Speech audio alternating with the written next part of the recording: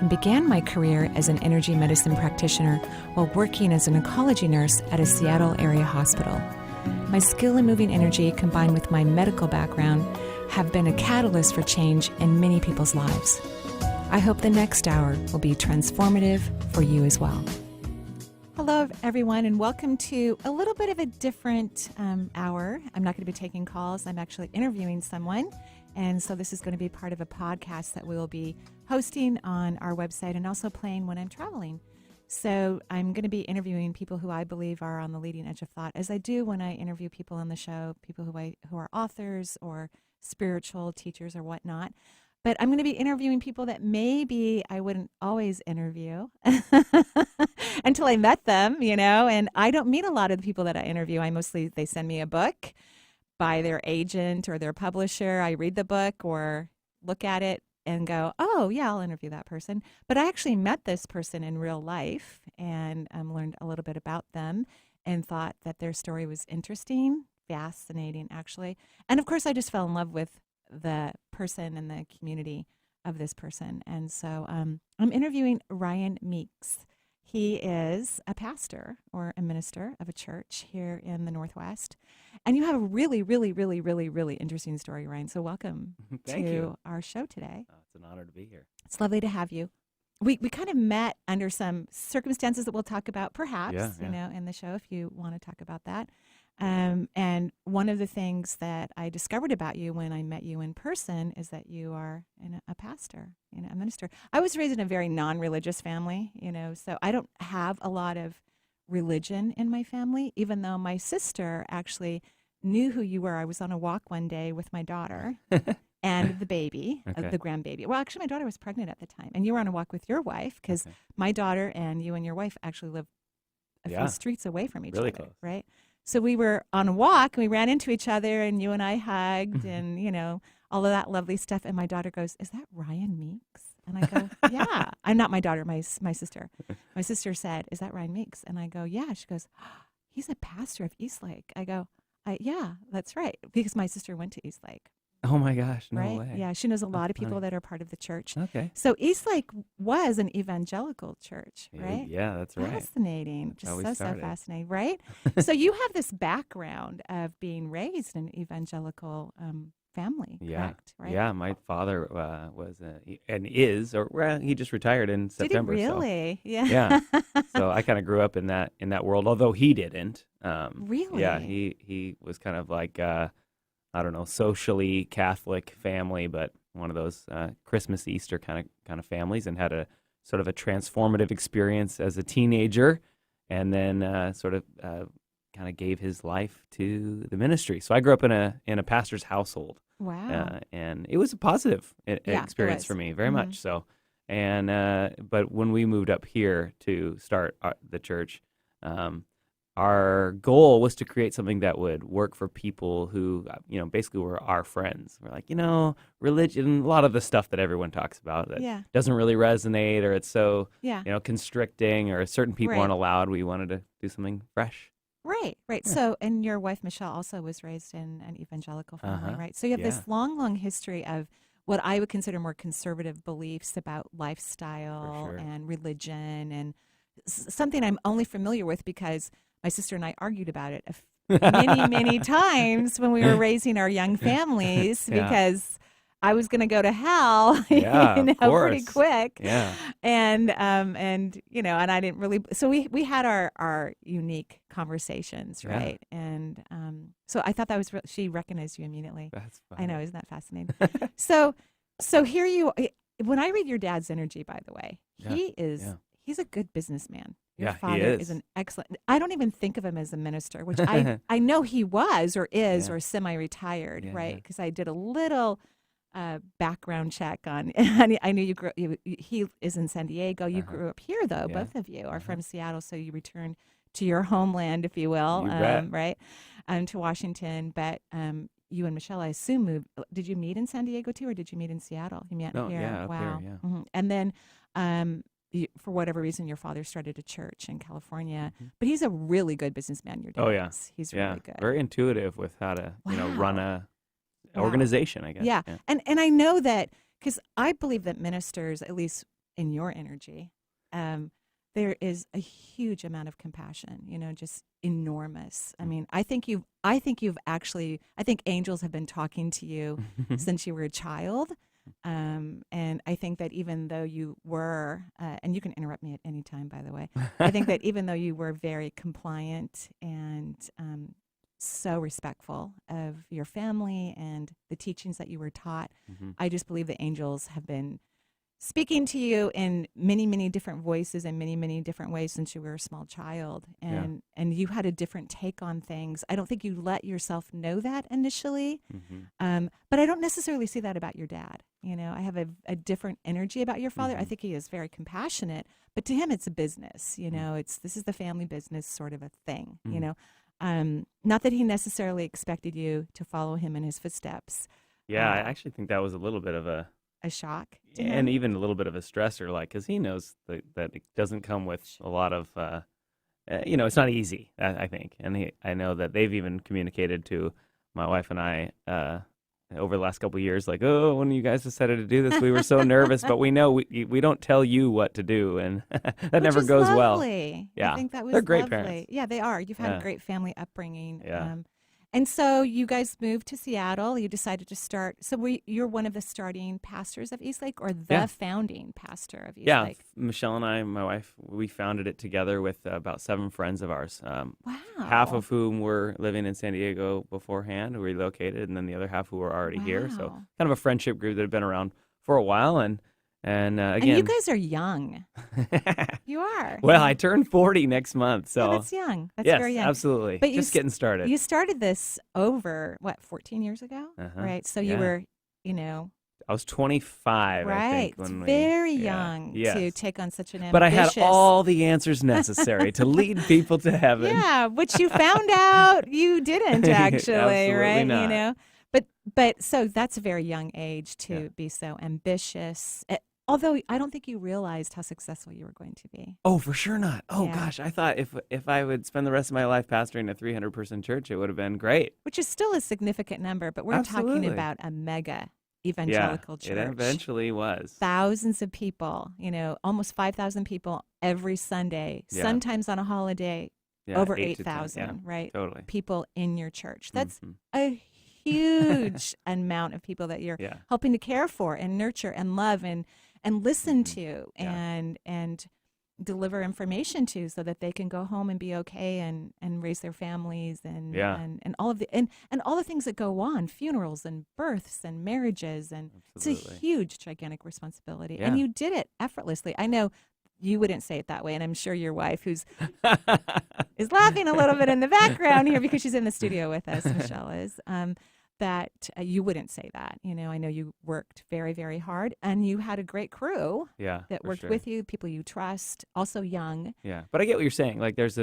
There was a level of, I guess maybe the word here would be intuitive, but some of these things came naturally to me. Community building came naturally to me. Right. And I think part of my role has always been to cut through the veil a little bit, and I don't know, maybe the magic of what we called our religion of Christianity, and say, there's some practical wisdom in the middle of all of this. How do we hang on to our minds and journey in a way that's authentic to us and helpful to the world? And of course, that sent us on quite the adventure. Right. When you try to start a community that's about hey, we want to be able to ask questions and challenge our assumptions. Well, we did that. We so much so that it actually, we reformed what we would call Christian faith to the point where many people would say it's no longer Christian faith. Right. And so that was kind of the big adventure of it all. Right. And so when did that? So you started asking these questions within, your parish. I don't know all the right words. That's I'm so fine. Sorry. Parish works. Yeah, I love the word parish. I think it's stunning. And so you started asking questions while you're preaching. Yeah, on probably Sundays. about the time that we had hit about 3,000 people on a weekend. I had finally had a large enough staff where I could delegate, and I had time to think. Before that, we had been growing so fast. I mean, when you go from 9 people to 3,000 in, 3.5 years, wow, you're working under the tyranny of the urgent to the point where, like really thinking through something at depth is not as a luxury you don't have at that point. Right now you're just like, What's how many your parking inner stalls work? do we have and how much? Yeah, there's no inner work. Marie, there's no time for this. We got to get people saved from hell. So anyway, we're moving so fast. I just love you. You're so adorable. And you just bring this fresh, fun, real but fun influence into this, kind of complicated and unique conversation that we get to have, right? Yeah, well, hopefully. But I love what you said. How many parking spots do we have? Well, that's what was consuming me. Like, how much square foot, do we have for the where kids' was the rooms? church exactly? Well, by that point that we're talking about, about 3,000, we had just relocated from renting a junior high school in Kirkland to a massive warehouse in Bothell in the Canyon Park area. Wow. And so that which scared the doobie out of me there. That word that, go ahead, yeah. So at that point, when I finally had the staff to delegate and create some space for me to, ask the questions I'd been sort of pushing down, like I'm too busy for those questions. Well, those questions that I'd always had, and maybe, like you say, the angels speaking to me. They've been talking to you since you were a baby. I finally had time to start listening to those questions wherever they were coming from, and I started reading all the books that I was told not to read, right? Like what? The forbidden books. Well, guys, I don't know if you've ever heard of these guys, but like people like who's now, these guys are all friends, like Rob Bell and Brian McLaren, some of these edgy, what people would call, at that point, they were in what's called the Emergent Church, and they were sort of exploring different modalities within a larger tent Christian tradition. So these were people who were originally evangelical in their beliefs or ministry as well, and they had started to question, gone beyond that, and were producing books about their own transformation. Yeah, and it was more of a pluralistic, a larger, more what Brian McLaren would call a more generous orthodoxy. And so I use those books as sort of a gateway drug, so that by the time I'm finished with the book, I'm going to the back and looking at all the footnotes, and I bibliographied my way into worlds of thought that I would have never have had access to. So from that point, then I'm reading like Buddhist teachers and mystical Islam and whatever, to the point where I realized, wow, my perspective was so narrow. In some ways, it was a little bit paralyzing. I mean, at that point, I was like, wow, there's so little that I know. So your brain was exploding basically every single day. You were having aha moments. I think you were having multisensory experienes. Oh yeah, there was like stuff I didn't want to talk about. I was having dreams. Now, who did you talk to? And visions. Could you talk to Michelle about it? Not at first. And I'll say, because you both have this intense upbringing, which I don't know that much about. Just a few things my sister felt comfortable to say in our presence at dinner, because she knew her entire family didn't believe in any of that, right? Yeah. So my knowledge is extremely limited. So I can only imagine you're coming home, sleeping with your gorgeous, beautiful wife who's been this incredible supportive of you. You have this mega church. You guys have 4 children. Well, I don't know if you had 4 at that time. Yeah, we did. Yeah, you did. Okay. Not in 2008 when we were 3,000, but a couple years later, yes, we had. So and growing she's busy family, with these little busy, kids and, right? And your community, and this is your rock, right? Absolutely. And so eventually you said something to her. Yeah. Right? I mean, at first she's I was happily worried. sitting next to you. Just laughing. Yeah. Happily, you're worried. Yeah. What, you afraid she's going to divorce you? That, because that doesn't happen a lot in the evangelical lifestyle. Yeah, well, divorce is never what do they say? What's the line? The divorce is not on the table or whatever, which is so unhealtly. I can't imagine being in a relationship where you're never allowed to talk about separating like that. It's called abuse. But anyway, when you're afraid of God, there's so many things that you call love that are actually abuse. I love what you just said. That it's interesting how certain philosophies of a religion, it's really based on the fear of God, not the love and the compassion and the joy of being in union with yourself in this vibrational frequency of unconditional love. Yes, that's a big problem in all religious traditions have their strain of that. I don't know if it was Socrates who said something to the effect of, do the gods love what is good because it is good, or is what the gods love good because the gods love it? And so is goodness this fundamental ethic that stands on its own, or is this just like if the gods think genocide is okay, is that automatically loving? And so even in evangelicalism, you can get into these. That's really, really interesting, because I actually listened to a small section of a podcast and that you were interviewed in as my homework, right? Because I really want to read a book of yours. Yeah. And I'm not kidding about that. You are incredibly articulate. Sounds You're like intelligent. work, Marie. It is work. It is work. I've written one and it's work. So, but I think you're up for the task, and I would be honored to read a book that you would write. So I'm looking forward to it, and I'm going to keep talking to you about it until it's produced. Okay. All right. Done. Because I already see it. So if I can see something, that means it's already in the energy system. You could destroy my vision. Literally, you could stop putting energy towards it, but I don't recommend it. Okay. I mean, that. You can, but I'll start using that with my teenagers. You can disobey me, but I don't recommend it. So. Yeah, it didn't work so well with my teens. Although, hopefully, I mean, my kids are all young adults now, right? Yeah. You know, but hopefully they won't tell you all the really bad stuff until they're in their 30s. Because what happens now is when we're at dinner, they'll tell me something at dinner, and I'm like, I wish you had never told me that. I did that to my mom a few years ago. Like, we're in the car, and my wife's like, maybe just don't tell your mom that stuff. Yeah, right. Let's don't mention it. Keep that one to yourself. Yeah. Yeah, there's openness and honesty, and then there's just abusing your parents, right? Yeah, I think it's a form of abuse. So you're having these aha moments. You're hearing the angels who've been speaking to you since you were a child. And I think this is where your true compassion comes from, and your intuitive nature about how you help people. Because you've always helped people, even though I mean, no disrespect to your father, hopefully he won't listen to this podcast, but even though sometimes the advice he gave you was more business related versus based on your internal, natural, compassionate ability to help other people heal. Because I think you have this in spades. I think it's beautiful. So you're married and you're having aha moments. And so how did you approach this with Michelle? And when did you? Yeah. And who did you talk to about this? Because we didn't know each other. Yeah. Even though I know, that would have been helpful, actually. Maybe. Yeah. I mean, it may have been too much. Or it may have been too much. Yeah, at the time. Fair. Yeah, I don't know. Actually, that definitely would have been too much. Yeah, scratch that. Well, I couldn't talk to very many people at all. And in fact, a large part of what I do these days is I am that secret person that pastors call who are like, I can't talk to anybody, but you're safe because you're crazy heretic and none of my friends, so.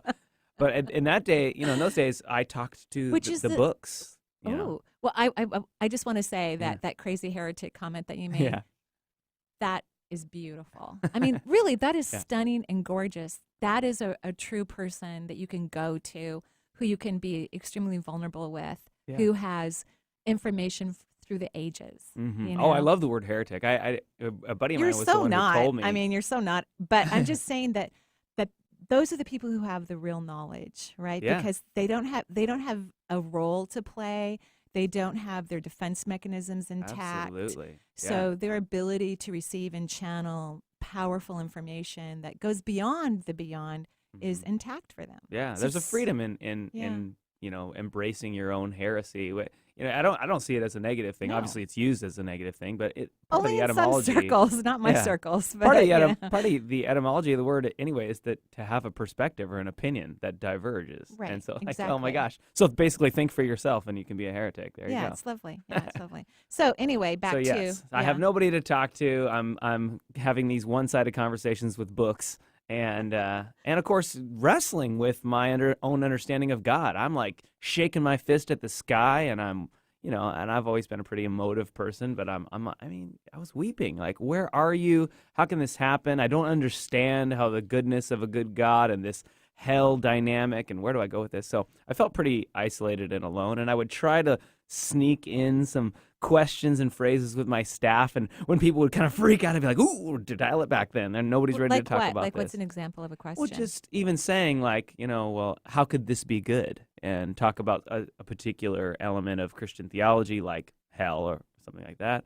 And then people get, you can, energy-wise, you can feel people's energy. They're not interested in a conversation about a topic, but I realized I was bringing up a topic that they held beliefs about on the level of identity. Mm-hmm. And so when people hold their beliefs at the level of identity, you're not talking about the belief, you're talking about their identity. Right. And so that's a dangerous thing. So I realized these aren't safe conversations to have with people who hold these at identity level.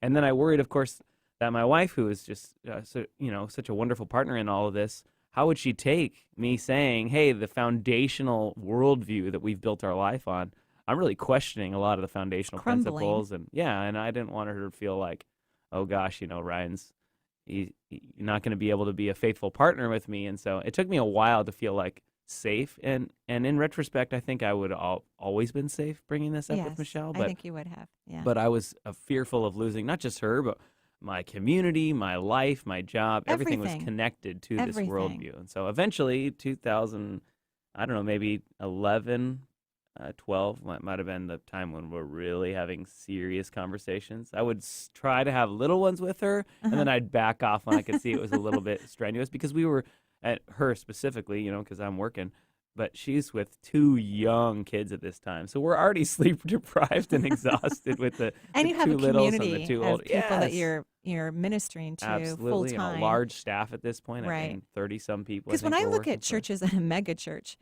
you're ministering 24/7. Yeah, absolutely. There's no off. Your phone doesn't turn off. You don't clock out. No, I mean, because when your community needs you, they need you. And when you have thousands of people who are part of your church, whether it's every Sunday or only at Christmas Eve, right?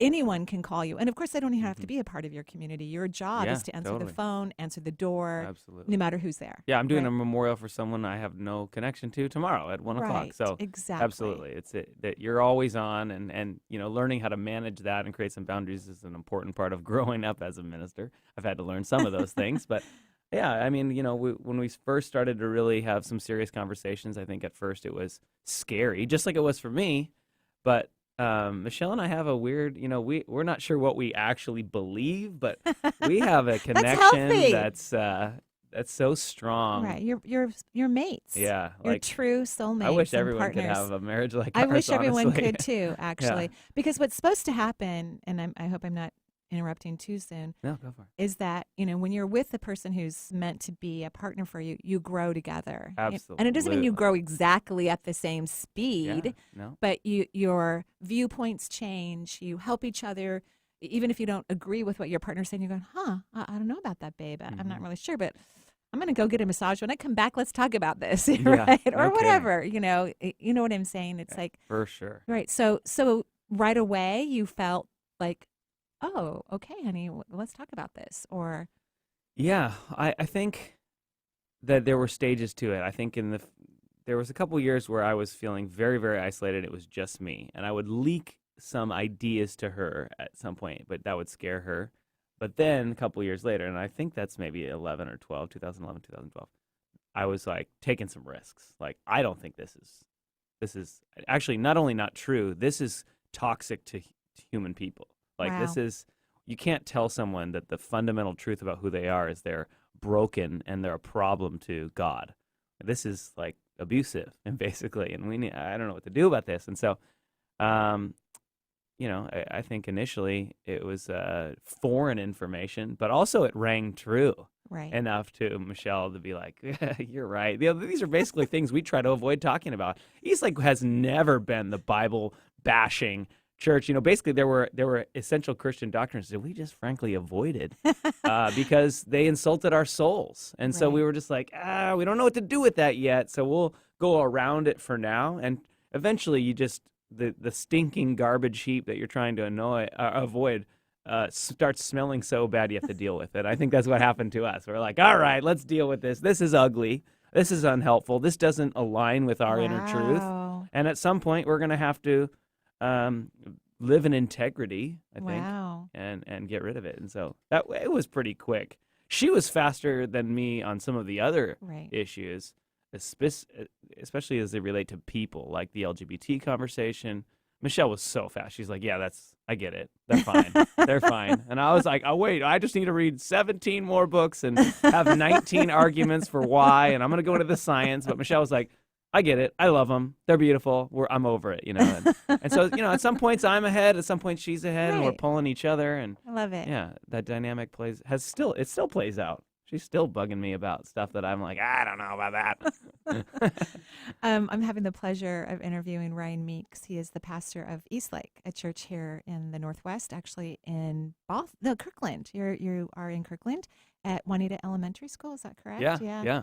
I didn't live too far from that school. I drove past it forever, and they just remodeled it. When I drive in on the mornings, I wave at your house. I'm like, hey, Marie! Oh. We're going to take a break. We'll be right back. Reach out, touch faith.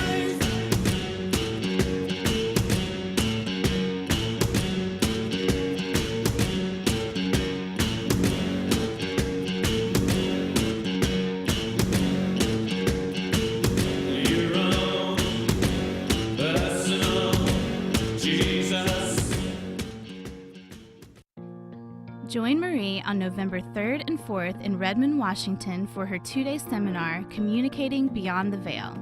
One of the greatest experiences Marie has had the pleasure of receiving is the ability to communicate with loved ones and spirit guides living on the other side. And this is a natural gift that everyone has.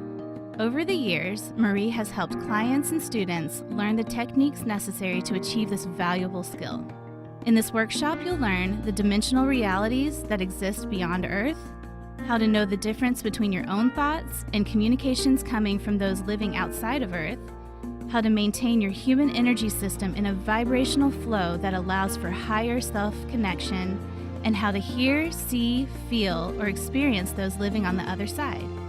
For more information, go to energyintuitive.com. To buy your home, you became a house-hunting ace, learned about loans, scoured neighborhoods, and asked the right questions. Now you're queen of your castle. If you manage that, you can get your retirement plan on track. Visiting aceyourretirement.org can help. With 401k tips and smart saving strategies, you will feel empowered to own your retirement like you own your home. Go to aceyourretirement.org. Because when it comes to clearing financial hurdles, you're an ace. Brought to you by AARP and the Ad Council. The Marie Manuchehri Show is streamed live over the internet. So if you have friends or family members living outside of the Seattle area, wanting answers to life's questions, encourage them to listen to the show and to call into the show to talk with Marie. If you are interested in receiving guidance on an issue in your life, call Marie locally at 425-373-5527 or toll free at 1-877-825-8828 for her insight into your situation. On Friday, Manson Mitchell welcomed back numerologist Michael John Fierro. Do we really have a destiny that can be recognized by the numbers? Even the United States is having another birthday this week. On Saturday, Susan Messino returns with a survey of her life as a rock music maven and arbiter of pop culture. She also has a flair for metaphysics and philosophy. Bringing you fascinating talk since 2007, we are Manson Mitchell, Friday and Saturday mornings at 10 on Alternative Talk, AM 1150. Need help getting started with self-help? You came to the right place. Alternative Talk, 1150. Marie Manuchehri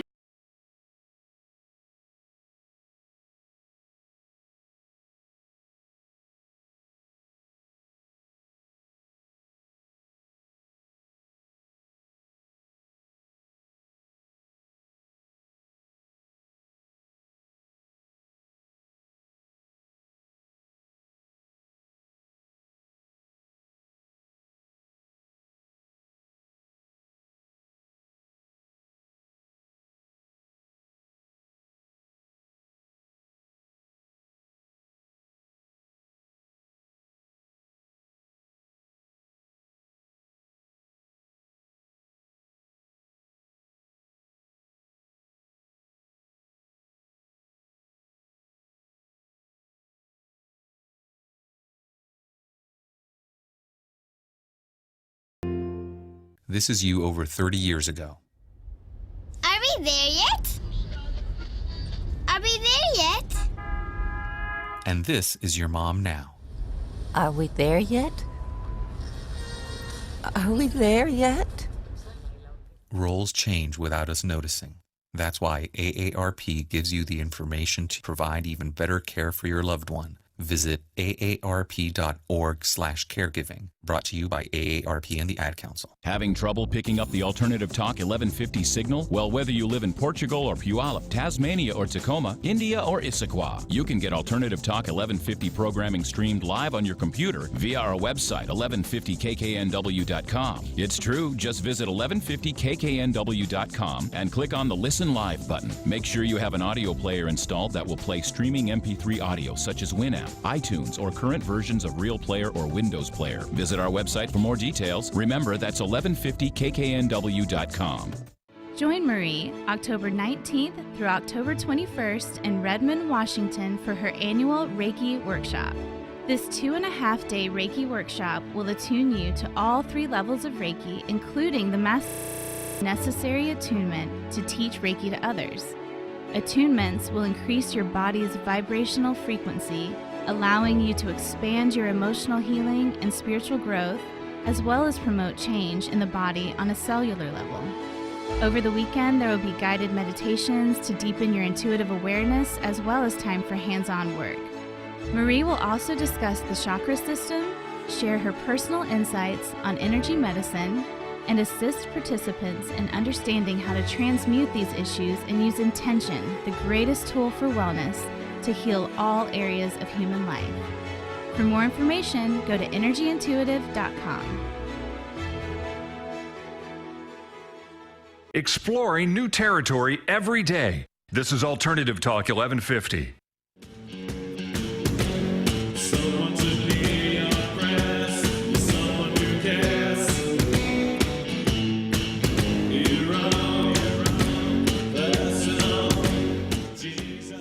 And welcome back to the Manuchehri Show. Manuchehri, couldn't say my name myself. I'm interviewing Ryan Meeks. He is the pastor of Eastlake that went through a major transformational experience around 2014, I believe, where your church actually kind of fell apart, if you would say. The great unraveling. The great unraveling, because you spoke honestly to your congregation and shared your feelings of wanting to allow everyone into the church, and that you changed you really never had some of these ideas, some of them, sure, but overall, you spoke before we took a break about how there was a stinking pile of philosophy that you and many people who were sitting in your church were like avoiding, like, oh, we're not going to talk about, we don't know how to talk about that, and we don't really believe in this, we don't know how to approach it, because there are, unfortunately or fortunately, people who do believe in that unless you live your life a certain way, that's the only way you get into the gates of heaven, right? And then if you don't do things a certain way, you don't go to heaven, which as an intuitive and a spiritualist, I've never seen hell. I've never seen it. The only hell I've ever seen is within an individual, their own personal hell. Those are everywhere. Yeah, those are everywhere. I agree. I have my own, right? We all have our own place of inner hell, right? But I've never seen one in the cosmos. I've never seen the devil. I've never seen that. And of course, I was not raised religiously, but even when I looked, I'm like, I don't know what they're talking about. No, I'm not surprised. You're not surprised. It's an insane idea. Well, it's actually really productive if you want to control a group of people. Right. Because what could be more scary than you're going to be burning for eternity, and everyone you love. So that's pretty motivating. And it's motivated to help convert people into having a strong Christian belief systems, because you don't want anyone burning in hell. So that means you really never get to turn off as an evangelical person, right? Because you're constantly saving people, whether you're on an airplane or you're in a bathroom or you're in a line at a grocery store or you're picking up kids at school. You know what I mean? Yeah, you're always on. You got to be ready to share the gospel. Right. Because you're saving lives. Absolutely. Right? Yeah. At least that's the story. Right. And so you didn't completely buy into this entire belief, from an early age, whether you knew it or not. Yeah, I was always the one like, I don't know if it's working for me. They had these prayer meetings or whatever, and everyone's like receiving these words from the Holy Spirit, and I'm like trying so hard to feel it, and for a long time it resulted in me feeling like, man, like a fake. What's almost. wrong with me? Right, everyone else is getting these visions, but they weren't. And they're weren't laughing, authentic. And I was like, I'm not going to fake it. So I just felt like, I'm JV. I'm JV Christian, and so that was What's JV hard for Christian a while. mean? Like junior varsity. I love it. I love it. I'm not quite going to make the team. But in reality, you were actually the most authentic. Oh, and what I'm grateful for is it shaped the way we organize Eastlake. For a long time, we used the phrase "church for the rest of us" because I wanted to create a space where the people like me who are like, well, that doesn't work for me, but I still want to live virtuously. Right. And I've used the phrase many times. I think, Eastlake, especially those of us who were drawn to the staff team, we've always been people who were, and I don't mean this to sound arrogant, but I mean we were better than our theology. Meaning that's good. We felt like we needed to believe these 9 things, but we actually lived more ethically in a more humanist way. Yeah, of course. In spite of saying, well, we didn't want to be identified with Christianity all the time because that meant like anti-women, anti-gay, anti-Muslim. There was all these anti-postures that we didn't identify with, but we loved this notion that we found in Jesus of boundaryless community, nonviolent peacemaking, abundant generosity, sacrificial love. These are beautiful. Beautiful. And the so true we wanted teachings to hang of on to Christ. those. Yeah, Absolutely. those are the true yes. teachings. Yeah. And how do we find those within? And so I think it just took us a little bit longer to realize that we could keep Jesus, keep these beautiful ethics without having to buy into the dogma and the control and the doctrines that, frankly, were insulting our souls. Wow. So how did your team feel about this? Because I can only imagine, because you came out to them first. I mean, after you have this lovely chat with your beautiful, many conversations over a period of time, then you have to come clean to your staff, right? Because that's who you are, and they're already getting suspicious. I can tell. Yeah, for sure. And I'm terrible at keeping a secret, which is a great thing to have in a pastor. It is. Yeah, it's a great thing. But I can't keep stuff in. Like Right. whatever's happening is I'm going to talk about it. I'm an external processor anyway, and so even on stage, I mean, it's funny to me that people act shocked that where I'm at today. I'm like, were you listening? I mean, I was sneaking this stuff in 2009, and so at some point, I'm bringing the staff along, and I'm at least bringing the questions out before them. For some people, it would stress them out, and there are people who are no longer on our team who have gone to other evangelical churches, and that fits them better, and I wish them nothing but the best. In fact, I had an interaction this morning with a friend of mine who I love dearly, but we're just in 2 different worldviews. And but the staff overall, and I think it's because they were drawn to our community because of the ethic, not because of the dogma, that they actually got it pretty quickly. It just made sense. I love it. And there were people who were ahead of me on the LGBT conversation years before me. They were constantly bugging me. Like, man, we got to get straight on this. Or that's the wrong word to use. We got to get inclusive here. Yeah. This is silly. Like, the gay people are fine, and the Bible's wrong on this. And, Right. So it's just a it book went that's well. been translated by a bunch of people over many, many, many, many lifetimes. Yeah, absolutely. Who needed drugs or some sort of release process, Absolutely. right? And a lot of it is fear of death, True. And I loved what you said, how it's really about how to control people, right? Yeah, well, you can use anything in an Absolutely. evil way. You can. Yeah. You can use religion. You can use anything. You can use modern medicine. You can use the law. Politics. Right. Yeah. You can use anything to control people, Yeah. right? Fundamentalism, unfortunately, Christians don't own fundamentalism. You can find it everywhere. Yeah, that's true. That's really true. Now I'm going to say something very positive about your father, by the way, because when I look at, you and your crew of people, your cast of people. I know I'm not using the correct language here, but I just give credit to the parenting. You had parents who were actually teaching a little outside of the box, even though they didn't recognize it. Oh, for sure. They were on the edge of their own world. They were, yeah. because otherwise their children would have not have been able to develop so independently, so quickly, starting in their 20s. Yeah. And to emerge in that before their 40s, right? For sure. Long before their 40s, in a place where they could remake their own lives and their own families, and yet keep the beautiful values that are important to them, but to be the loving individuals that their parents raised them to be. So absolutely. How amazing is that? To my core. Yeah. So how is your dad with all of this, by the way? To be frank, I really think my dad is has on his own journey, just like everyone. But since retiring, like, he doesn't have to toe any line for anyone. Like, he's done. He did his work, and now he's moving on into a different phase of life. And I think this is true of probably a lot of people who get to this era of their life. They're like looking at closing it out, like the final chapter. Like, he may have decades and decades left, but it's still, that last chapter, so to speak. And I think for him, that's opening him up a little bit more to other perspectives, and he's certainly changed a lot over the last 10 years, and he would say, quite honestly, that even my pushing and pulling has been a part of that. But he's a great guy, and love, I think, ultimately trumps anything for him. That's good. So that's slowly That's changing his perspective. My intuition tells me this has been hard for him and difficult for you.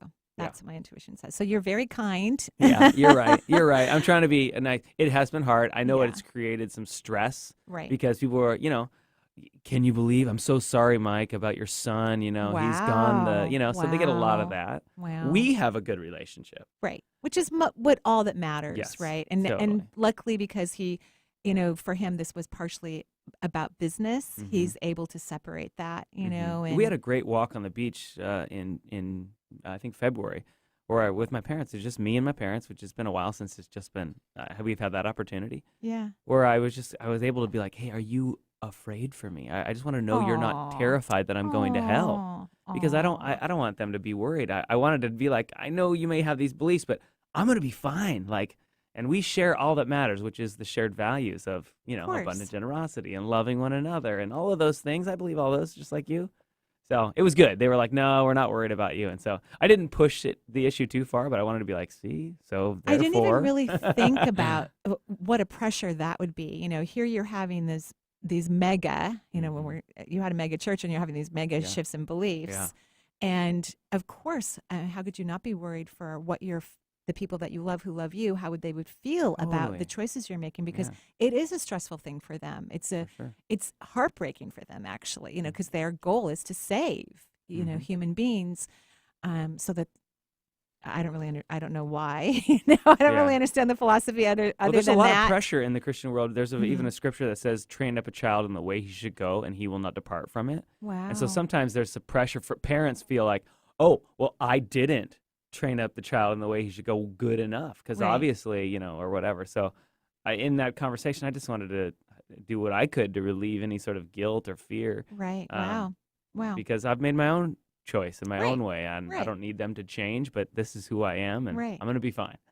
And you are. You're great. Yeah. So the church falls apart. Yeah. Literally, like that. Thousands of people leave, millions of Walk dollars away. lost. Wow. Yeah. And it really started before the LGBT announcement, where we made a very clear statement of affirmation, because I was trying to get us ready to hear that by sort of dissecting, hey, the Bible's not what we've been told it was. And I started with the violence text, the genocide commanded by God, quote unquote, God. Like in the Old God would, Testament. which I didn't understand Insane. until, again, I listened to part of, some information this morning as I was preparing my notes, that evangelical Christians predominantly, and we obviously know there are a lot of people in the churches who don't believe those things, right? That when something happens like a genocide, it's actually ordained by God.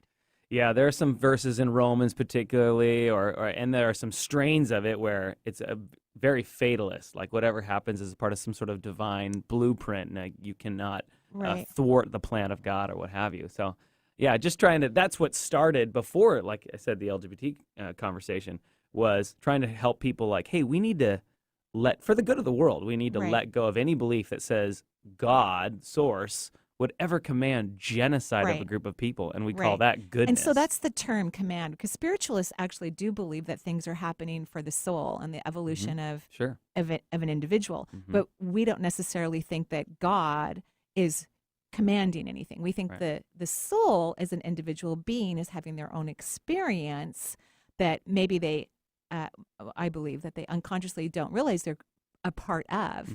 Or they consciously do know, but unconsciously they're. Do you understand what I'm saying? So there's a difference between spiritualists actually believe that we have free will, and that everyone's making a decision, and that we come to earth. It's a contractual experience for most of us. It doesn't have to be. Anyone can become conscious in any moment, and anyone can make a conscious decision. So that's interesting how, again, these could be just ways that things are translated, right? And there's a paradox. I mean, evangelicals will be like, no, we believe in free will too, and so.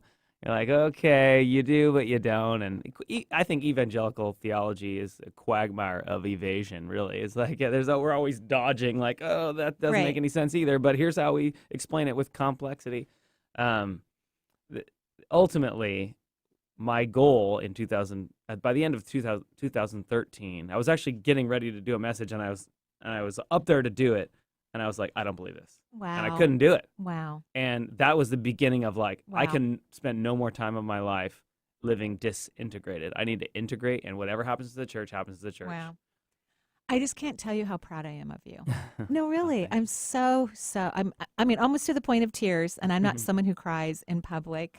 I'm kind of a private person when it comes to my tears. And I've seen a lot and heard a lot, right? Just the nature of my work and the work I did before, energy work. So, yeah, I'm just amazed and proud of you. I think it's so hard to leave something so successful and something you love, to some degree anyway, or a huge degree, but to be able to actually stay in alignment with your belief system and to choose that over the bigger picture of what it means to be successful and all these other, interesting words that we use to describe who we are. And like, oh, I made it, or I had this great, I did what I was supposed to do, what everyone wanted me to do, and I did it well. I think it's amazing to walk away from that and to choose your truth and your individuality. I think that's powerful. I think that is very godly-like. I think the more individualized people become, the more they become like their God selves. I really believe that. So I'm so proud of you. And I can't even imagine Michelle's like sitting in the audience, or sitting in the church, right, watching you. And probably, I'm sure you're, we don't have you mic'd, but I'm sure your heart was like breaking as you were watching your husband, but also happy that he's being himself. And I mean, what an interesting and confusing moment for everyone. Oh man, without her, I would have been gone a long time ago. I would not have had the strength to keep going. I didn't, that constant, like, we're doing the right thing. This is virtuous. You're going to be okay. Like, we must continue. Like, without her, we would not be here. Wow. So you are still a minister of Eastlake. I am. Isn't that amazing? Aren't you so proud of you? What am I? Well, you're lots of things. A future author. I know I'm pushing the button here. That. Yeah, but I'm one of those people, when I see something, I know that it's supposed to. It's like, there is no real absolute, it has to be, but I know that it's a good path for you. Yeah, I can see that. It's a potentiality, a strong, positive potentiality. Huge potential. I like it. Once you start getting that ink on paper or whatever, however you're going to do it, right? Yeah. So Eastlake survived. And so how many people came up to you and said, thank you so much for doing this? Oh, gosh. I don't know. So many. I mean, from around the country and around the world. Like, what we've been doing has been less about this local community and more about, 7 generations. It's about how do we help the further evolution of consciousness, and it may be small in our own time, but what we're able to do in families will ripple.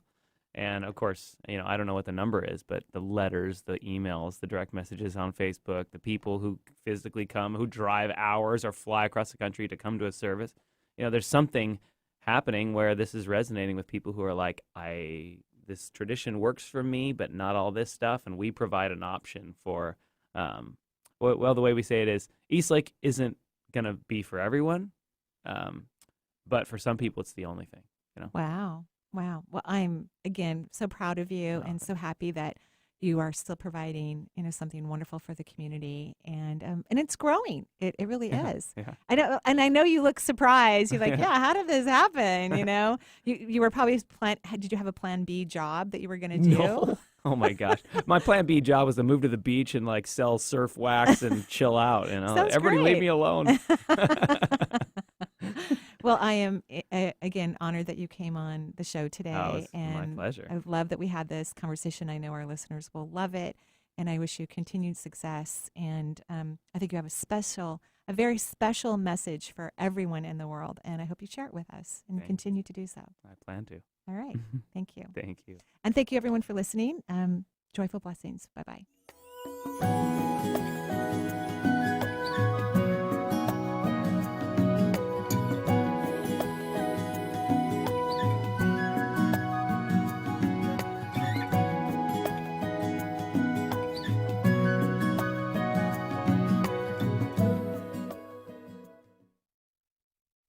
Join Marie October 19th through October 21st